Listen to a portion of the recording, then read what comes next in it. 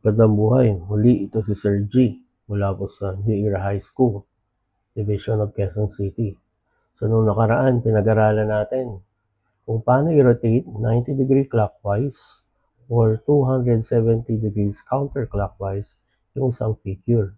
So ngayon, ang gagawin naman natin guys, paano naman i-rotate ang figure 270 degrees clockwise o kaya 90 degrees counterclockwise.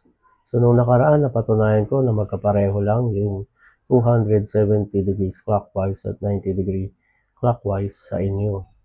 So, muli, pag sinabi natin clockwise, ito yung movement ng relo. Ayan, so that is our clockwise movement.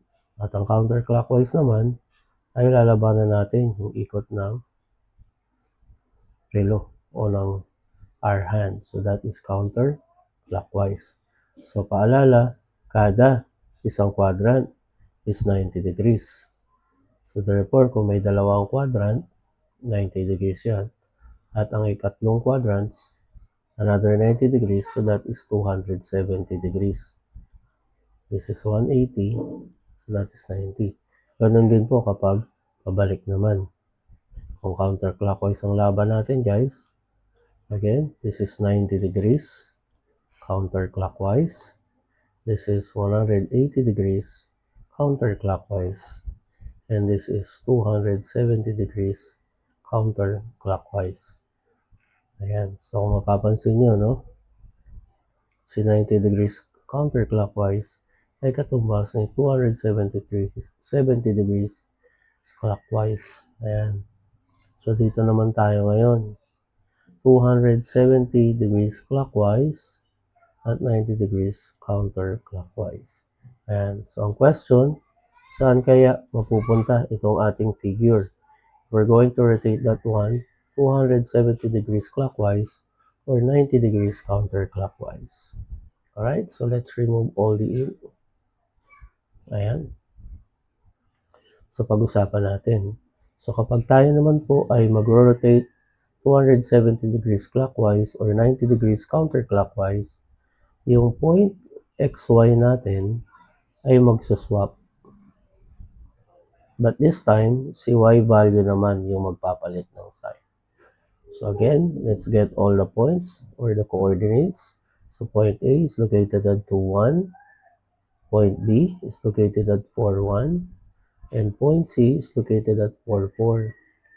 So ang susunod natin gagawin guys, gagamitin na natin itong pattern natin. So sabi dyan, dapat si A prime magne-negative Y. Si B prime at si C prime ay magne-negative Y yung ating mga Y. Ayan. Or mag-change ng sign yung ating mga Y. So remember, this is our Y. So therefore, it will turn into -1, -1, and -4. And then susundan, kukopyahin lang natin lahat ng X values. We have 2, 4, and 4. So ganyan lang kadali guys kapag magro-rotate tayo. So isa-isahin na natin.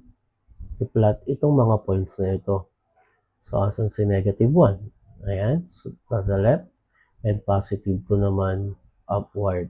So that is -1 and 2. So this will turn as our A prime. Then susunod naman natin si B prime.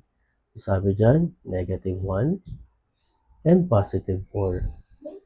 So this is +4. So that is your B prime. And then, susundin natin, next, si -4 and +4. And ito naman, si C prime.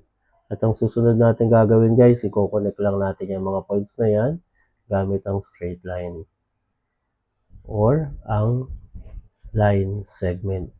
At ito na yung ating reflection over 270 degrees clockwise or 90 degrees counterclockwise. So I hope nagets natin. Sana nag-enjoy kayo sa lesson natin today. Muli po, this is Sir G. Maraming salamat sa inyong